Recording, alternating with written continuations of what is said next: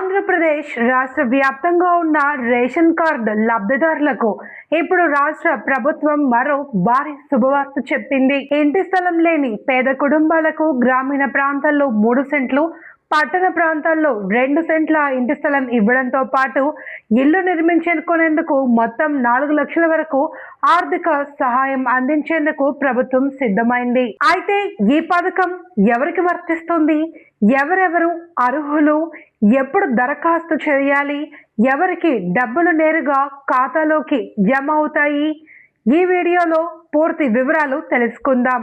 ముందుగా ఈ పథకానికి ప్రధాన అర్హత ఏమిటంటే దరఖాస్తుదారుడి కుటుంబంలో ఎవరి పేరు మీద కూడా సొంత ఇల్లు ఉండకూడదు. అలానే కుటుంబంలో ఇన్కమ్ ట్యాక్స్ చెల్లించేవారు, ప్రభుత్వ ఉద్యోగులు లేదా పెన్షన్దారులు ఉండకూడదు. రేషన్ కార్డు తప్పనిసరి, ఎందుకంటే ప్రభుత్వం రేషన్ కార్డు ఆధారంగానే అర్హులను ఎంపిక చేయనుంది. ఇక ఇంటి స్థలం ఉన్నా ఇల్లు కట్టుకునేందుకు డబ్బులు లేని వారికి కూడా ప్రభుత్వం సహాయం చేయనుంది. ఇలాంటి వారికి ప్రధానమంత్రి ఆవాస్ యోజన కింద కేంద్ర ప్రభుత్వం 2,39,000 రూపాయలు అందించనుంది. మిగిలిన మొత్తాన్ని రాష్ట్ర ప్రభుత్వం జత చేసి మొత్తం 4 లక్షల వరకు ఇల్లు నిర్మాణానికి సహాయం చేస్తోంది. ఇక ఇంటి స్థలం కూడా లేని కుటుంబాలకు గ్రామీణ ప్రాంతాల్లో 3 సెంట్లు, పట్టణ ప్రాంతాల్లో 2 సెంట్ల స్థలం కేటాయించేందుకు ప్రభుత్వం సిద్ధమైంది.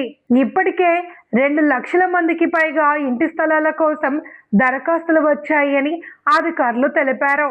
ఈ నెలాఖరులోగా మొదటి దశలో 1,00,000 మందికి ఇళ్ల పంపిణీ ప్రారంభమయ్యే అవకాశం ఉంది అని సమాచారం. ఇక్కడ చాలా మందికి ఓ ముఖ్యమైన సందేహం ఉంటుంది. గతంలో ప్రభుత్వం ఇచ్చిన ఇల్లు అమ్మేశాము, ఇప్పుడు మళ్ళీ దరఖాస్తు చేసుకోవచ్చా అని. అయితే ప్రభుత్వం ఇప్పుడు Aadhaar, ration card, geo tagging ఆధారంగా పూర్తి వివరాలు చెక్ చేస్తోంది. గతంలో ప్రభుత్వం నుండి ఇల్లు పొందిన రికార్డు ఉంటే కొత్తగా మంజూరు కావడం కష్టమే అని అధికారులు చెబుతున్నారు. మరొక ముఖ్యమైన విషయం ఏంటంటే ఒకే రేషన్ కార్డు కుటుంబ సభ్యుల పేర్లు ఉంటే ఆ కుటుంబంలో ఎవరి పేరు మీదైనా ఇల్లు ఉంటే కొత్తగా ఈ పథకం వర్తించదు. అవసరమైతే ప్రత్యేక రేషన్ కార్డు తీసుకోవాల్సి ఉంటుంది. అయితే నిజంగా అర్హత ఉండి ఇప్పటి వరకు ఇల్లు లేదా స్థలం రాకపోతే మాత్రం ఈ పథకం ద్వారా భారీ లాభం పొందే అవకాశం ఉంది. మరి ఈ పథకంపై మీ అభిప్రాయం ఏంటి? పేదలకు 3 సెంట్ల స్థలం మరియు 4 లక్షల ఇల్లు ఇవ్వడం మంచి నిర్ణయమేనా? కింద కామెంట్ చేసి మీ అభిప్రాయాన్ని తెలియచేయండి.